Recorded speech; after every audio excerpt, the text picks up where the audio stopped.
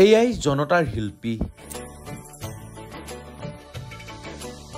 জাতিৰ স্বাৰ্থত গান গোৱা গণশিল্পী ৰাজীৱ শদিয়াৰ আজি আদ্য শ্ৰাদ্ধ সেইবাবে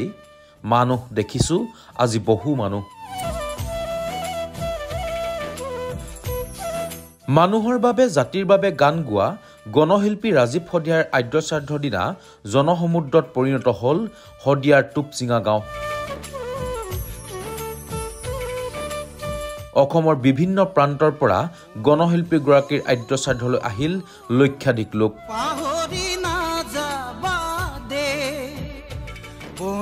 ২৬ জোৰ গায়ন বায়নে অনুষ্ঠিত হয় মাংগলিক কাৰ্য আদ্য শ্ৰাদ্ধলৈ অহা লক্ষাধিক লোকক আহাৰ খুৱাবলৈ ২৩টাকৈ ৰান্ধনি ঘৰৰ ব্যৱস্থা কৰে আয়োজক সমিতিয়ে শদিয়াৰ লগতে আন প্ৰান্তৰ লোকেও আদ্য শ্ৰাদ্ধখন সুচাৰুৰূপে হ'বলৈ বিভিন্ন প্ৰকাৰে স্বতঃস্ফূৰ্তভাৱে সহায় কৰা দেখা গ'ল ১ লাখৰটো যথেষ্ট বেছি হৈছে কিয়নো খোৱা বোৱাৰ ক্ষেত্ৰত আমি সেই ধৰণে আয়োজন কৰা হৈছে আমি ১ লাখ লোকক একদম মানে যিকোনো প্ৰকাৰে খুৱাই বুৱাই ভালকৈ আপ্যায়ন কৰি পঠিয়াব পাৰোঁ বুলি আমি চিন্তা কৰিছিলোঁ আৰু এতিয়া আমি গম পাইছোঁ যে তাতে খোৱা বোৱা আউট অফ কণ্ট্ৰল হৈ গ'ল তাতে আমি খোৱা বোৱা আৰু তাতে হাত লগাব পৰা অৱস্থাত নাই প্ৰায় ১ লাখৰো অধিক মানুহে তাতে খাইছে তাৰ মানে কি যে ১ লাখৰ যে অত্যাধিক হৈছে সেই কথাটো একেবাৰে স্পষ্ট তাৰ বিপৰীতে আমাক এই ধৰণৰ ফোনবিলাক আহিছে এতিয়া তোমাৰ ২:৩০ বাজি ৩ বাজিবলৈ হৈছে প্ৰায় ২:৫০ হৈ গ'ল এই মুহূৰ্তটো তালাবত একদম গাড়ী ভিৰ আহিব পৰা নাই এই মুহূৰ্তটো দলঙৰ ওপৰত দলঙৰ ওপৰত ভিৰ ৮ মাইলৰ পৰা সোমাব নোৱাৰা এটা পৰিস্থিতি তো এই মুহূৰ্তটো বৃহৎ সংখ্যক লোকে ডাঙৰ নিউজ চেনেলৰ লোকসকলে আহিছে তেওঁলোকে কৈছে আমি পামগনে ঢুকি তাৰ মানে কি এতিয়াও চাগে হাজাৰ লোক আহি আছে এতিয়া লাখৰো অধিক মানুহ ইয়াতে সমাগম হৈয়ে গ'ল আমি ইয়াৰ জৰিয়তে এইটো কথা স্পষ্ট হ'ব পাৰিছোঁ যে ভূপেন হাজৰিকাৰ পিছত অসম মুলুকত ইমান বেছি ভাল পোৱা জাতীয়তাবাদী শিবিৰৰ ইমান বেছি ভাল পোৱা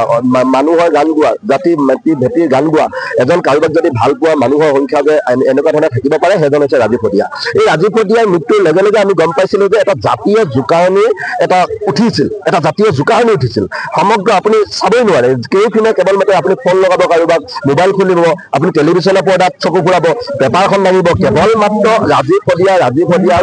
হৈ পৰিছিল সেইকেইটা দিন আৰু আজিৰ দিনটোৱে কৈছে যে ৰাজীৱ শদিয়াৰ মৃত্যুৰ জাতীয় জোকাৰণিটো কেনেকৈ জাতীয় এটা দিনলৈকে ৰূপান্তৰিত কৰি পেলালে আমাৰ চকু সন্মুখতে জনগণৰ উপস্থিতিৰ দ্বাৰা আমি আচৰিত হৈছোঁ সেইকাৰণে আমি এটা কথা আপোনালোকক অনুগ্ৰহ কৰি ক'ব বিচাৰিছোঁ যে আপোনালোকৰ প্ৰতিটো চেনেলে ইয়াতে এনেকুৱা ধৰণৰ কথা বতৰাবিলাক ঘটি আছে এই কথা বতৰাবিলাক আপোনালোকৰ অসমৰ মানুহ যিসকলে অহা নাই এতিয়াও আপোনালোকৰ টেলিভিশ্যনটো সন্মুখত খুলি লৈ বহি আছে আপোনালোকৰ পেজটো বাৰে বাৰে চাৰ্চ কৰি আছে আপোনালোকৰ পৰ্টেল আপোনালোকৰ ইউটিউবত চাৰ্চ কৰি আছেগৈ এই চাৰ্চ কৰি থকা ভিউৱাৰসকলক আপোনালোকে এইবিলাক দেখাবৰ কাৰণে চেষ্টা কৰক কেনেকৈ ইয়াতে ২৬টাকৈ গায়ন বায়নৰ দলে অহৰহ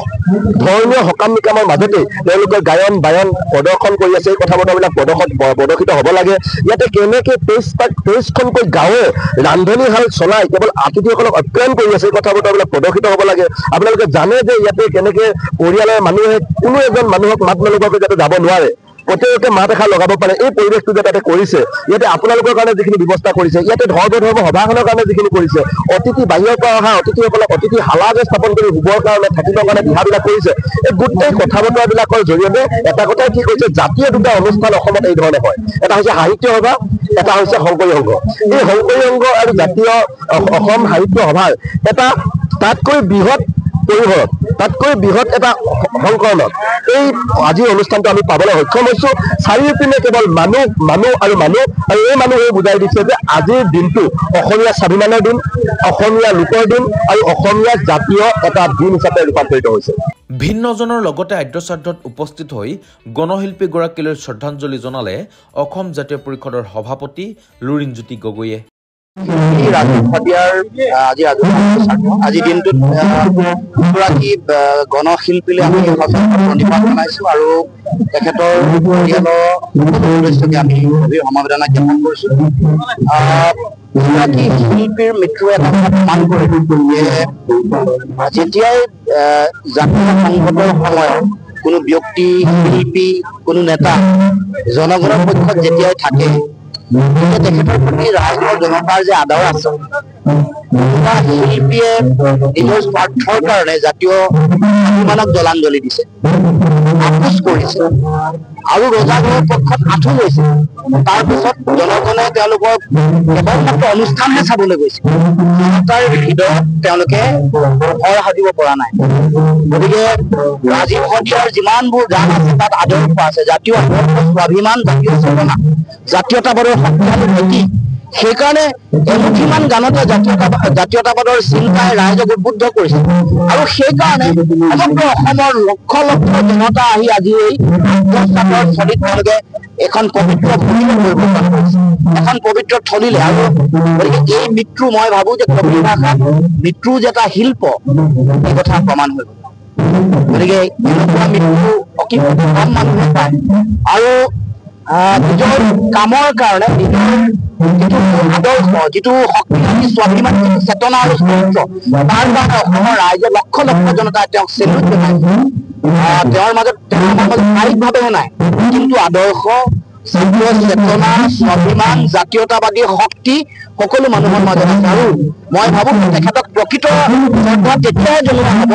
যেতিয়া আমাৰ ৰাইজৰ যিটো কাংক্ষিত যিটো জাতীয়তাবাদৰ যিখন সংগ্ৰাম, অসমীয়া মানুহৰ আত্মপ্ৰতিষ্ঠাৰ যিখন মহাসংগ্ৰাম, সেই সংগ্ৰামখনত সকলোৱে যাতে অতি সহযোগিতা কৰে, নিজৰ মাটি, ভেটি, ভাষা, কৃষ্টি, সংস্কৃতি, আমাৰ ৰাজনৈতিক অধিকাৰ সুৰক্ষিত কৰাৰ যাত্ৰাত সংগ্ৰামখনত যদি জনগণে সহযোগিতা আগবঢ়াই তেওঁৰ আদৰ্শক যদি সকলোৱে সমৰ্থন কৰে, তেহে শিল্পীগৰাকীৰ ত্যাগক, তেওঁৰ মৃত্যুৰ পিছত তেওঁৰ আদৰ্শক প্ৰকৃত সন্মান আৰু শ্ৰদ্ধা কৰা। ৰাইজ দলৰ সভাপতি অখিল গগৈয়ে ক'লে, ভূপেন হাজৰিকাৰ পিছত অসমৰ ৰাইজে আটাইতকৈ বেছি মৰম দিছে গণশিল্পী ৰাজীৱ শদিয়াক। মানে দুইজনেই শদিয়াত জন্ম হোৱা, এজন ভূপেন হাজৰিকা, এজন ৰাজীৱ শদিয়া। ভূপেন হাজৰিকাই অসমীয়া জাতিৰ সংগীতক উচ্চতম পৰ্যায়লৈ লৈ গুচি গ'ল। সঁচা সঁচি ক'বলৈ গ'লে শংকৰদেৱ, শ্ৰীমন্ত শংকৰদেৱ আৰু মাধৱদেৱ, জ্যোতিপ্ৰসাদ আগৰৱালা, বিষ্ণু ৰাভা, তাৰ পাছতে ভূপেন হাজৰিকা। যি ভূপেন হাজৰিকাৰ মৃত্যুত লাখ লাখ মানুহ সমবেত হৈছিলে, তাৰ পাছত আন এজন শিল্পীৰ মৃত্যুত আকৌ লাখ লাখ মানুহ সমবেত হৈছিল। আপোনালোকে সকলোৱে দেখিছে যে ইয়াত ৩৩টা পাকঘৰত মানুহে নিজে ভাত বনাই আছে, ২৬ জোৰা গায়ন বায়ন ইয়াত আছে। প্ৰসাদৰ পাহাৰত মানুহে প্ৰসাদ এতিয়া মানে টোপোলা কৰি আছে। আপোনালোকে দেখিছে যে মানুহে কেনেকুৱা ধৰণে স্বতঃস্ফূৰ্ত সঁহাৰি দি হাজাৰ হাজাৰ মানুহ নিজৰ পকেটৰ পইচা খৰচ কৰি ইয়ালৈ আহি আছে। ভূপেন হাজৰিকাৰ মৃত্যুৱে যেনেকৈ অসমীয়া জাতিক উদ্বেলিত কৰিছিলে, আমি দেখিছো যে ৰাজীৱ শদিয়াৰ মৃত্যুৱেও আকৌ এবাৰ অসমীয়া জাতিক উদ্বেলিত কৰিলে। কা আন্দোলনৰ পাছত অসমীয়া জাতি ঠাণ্ডা হৈ গ'ল বুলি হিমন্ত বিশ্ব শৰ্মাহঁতে ভাবিছিলে, দিছপুৰে ভাবিছিলে, দিল্লীয়ে ভাবিছিলে, কিন্তু এটা প্ৰমাণ হৈ গ'ল যে নহয়, কা আন্দোলনে অসমীয়া জাতিক মাৰি যাব পৰা নাই। কা দমনৰ নামত অসমীয়া জাতি শেষ কৰিব নোৱাৰিলে। আমি ঐক্যবদ্ধ হৈ আছো, আমি প্ৰগতিশীল হৈ আছো, আমি জাতীয়তাবাদী হৈ আছো আৰু আমি কেতিয়াও নমৰো। দিছপুৰ আৰু দিল্লীক ৰঙা চকু দেখুৱাবলৈ এতিয়াও আমি অসমীয়া জাতি ঐক্যবদ্ধ হৈ আছো।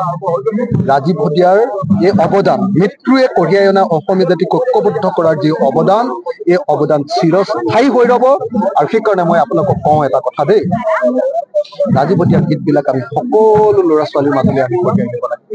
আৰু তাৰ কাৰণে আমি নিজে ৰাইজৰ দল আৰু কৃষক মুক্তি সংগ্ৰাম সমিতি ৰাজীৱ শদিয়াৰ গোটেই গীতবিলাক ডিজিটেলাইজ কৰিম আৰু প্ৰতিখন দোকানত, প্ৰতিখন গাড়ীত, প্ৰতিঘৰ মানুহৰ ঘৰত যাতে ৰাজীৱ শদিয়াৰ গানবিলাক অনবৰতে যাতে চৰ্চা হৈ থাকিব পাৰে,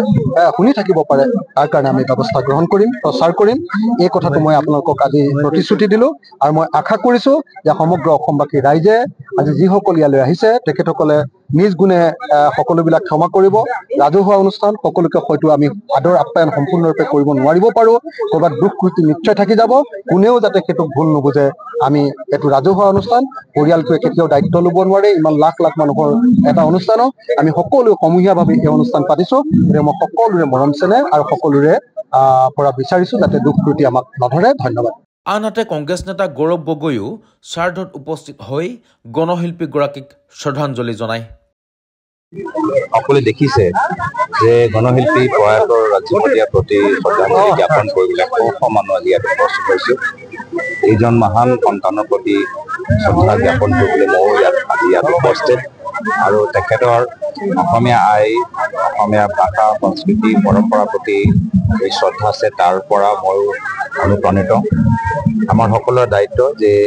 যি আদৰ্শ যি দায়বদ্ধতাৰে তেওঁ নিজৰ গীত প্ৰদৰ্শন কৰিলে সেই আদৰ্শ আমি নিজৰ অসমীয়া সমাজৰ প্ৰতি আগন্তুক দিনত আমি প্ৰকাশ কৰিম আৰু ইতিমধ্যে ময়ো তেখেতৰ পৰিয়ালবৰ্গৰ লগত আলোচনা কৰি জনালোঁ যে পৰৱৰ্তী দিনত পৰিয়াল ফালৰ পৰা যিকোনো অনুষ্ঠান তেওঁলোকে গাঁৱৰ ভিতৰত কাজি সদিয়া নামত যদি আৰম্ভ কৰিবলৈ বিচাৰে সেই সভা অনুষ্ঠানত মই সাংসদ উন্নয়ন পুঁজিৰ পৰা মই 10 লাখ টকা দি ইতিমধ্যে মই প্ৰকাশ কৰিছোঁ। ইয়াৰ উপৰিও আন বহু লোকে গণশিল্পীগৰাকীক শ্ৰদ্ধাঞ্জলি জনায় আৰ্য শ্ৰাদ্ধৰ দিনটোত। আনহাতে আৰ্য শ্ৰাদ্ধস্থলীতে উন্মোচন কৰা হয় এখন স্মৃতি গ্ৰন্থও। শ্ৰাদ্ধস্থলীত অনুষ্ঠিত হোৱা স্মৃতিচাৰণ সভাতে ৰাজীৱ শদিয়াৰ পত্নীয়ে ক'লে, ল'ৰাটোক মই জাতিটোৰ বাবে আগবঢ়াই দিম। ৰাজীৱ দাই মোক তেখেতৰ হৈ ল'ৰা এটা দি থৈ গৈছে। ল'ৰাটোকো মই জাতিটোৰ কাৰণে আগবঢ়াই দিম আৰু এইখিনি কৰোঁতে আপোনালোকৰ সাহস আৰু অনুপ্ৰেৰণা আপোনালোকৰ পৰামৰ্শৰ দৰকাৰ হ'ব। লগতে ৰাজীৱ শদিয়াক সুঁৱৰি পত্নীয়ে শ্লোগান দিলে গণশিল্পীগৰাকীয়ে সবাতোতকৈ ভাল পোৱা জয় আই অসম শ্লোগান। আৰু আমি যদি সম্ভৱ সমস্যাৰে কওঁচোন ৰাজীৱ দাৰ এটা ভাল লগা শব্দ যিটো তেখেতৰ হয়তো আটাইতকৈ ভাল লগা এটা বাক্য সকলোৱে সমস্যাৰে ক'ব দেই, জয় আই অসম, জয় আই অসম, জয় আই অসম। লক্ষাধিক ৰাইজৰ উপস্থিতি এটা কথা প্ৰমাণ কৰি দিলে যে জনতাৰ বাবে গান গোৱা, জাতিৰ বাবে গান গোৱা শিল্পীৰ প্ৰতি ৰাইজৰ শ্ৰদ্ধা কিমান। হিৰণময় মৰাণৰ প্ৰতিবেদন, আপডেট নাও।